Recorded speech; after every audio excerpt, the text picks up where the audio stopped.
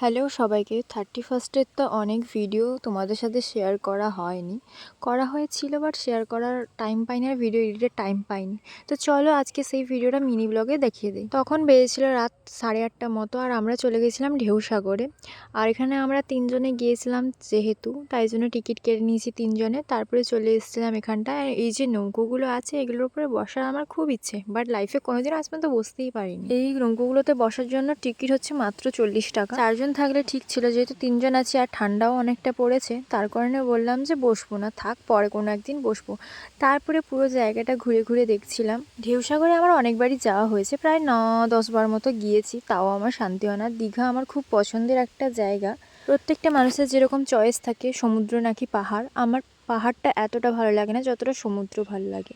পাহাড়ে আমি রিসেন্টলি অনেক জায়গায় ঘুরে এলাম, তো পাহাড় আমার ততটা পছন্দের না যতটা সমুদ্র। সেই দিন রাতে আরেকটা মজার ঘটনা হয়েছিল, সেগুলো তো ভিডিও করা হয়নি। আমরা পড়ে গিয়েছিলাম বাইক থেকে, একটা বাইকে 5 জনে বসছিলাম, তার কারণে পড়ে গিয়েছিলাম। ঢেউসাগরের ভেতরেই আইসক্রিমের দোকানটা ছিল, এগুলো আমরা অনেক ফোনে দেখেছি সচরাচর, বাট আমি কোনোদিনও ট্রাই করিনি।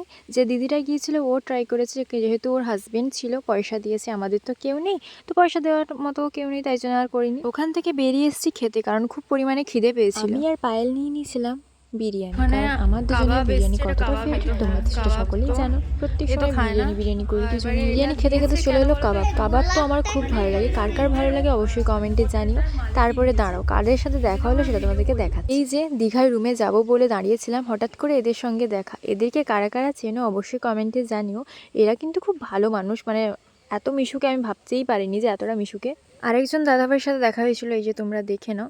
তো এনাকে কে কে চেনো অবশ্যই কমেন্টে জানিও। তারপরে এদের সঙ্গে দেখা করার পরে চলে গিয়েছিলাম বিচের কাছে। নিউ দীঘাতে গিয়ে দেখি সেই লেভেলের নাচ গান হচ্ছে, লোক ভর্তি, তো আমরাও কিছুটা পরিমাণ নেচে এলাম। তো আজকে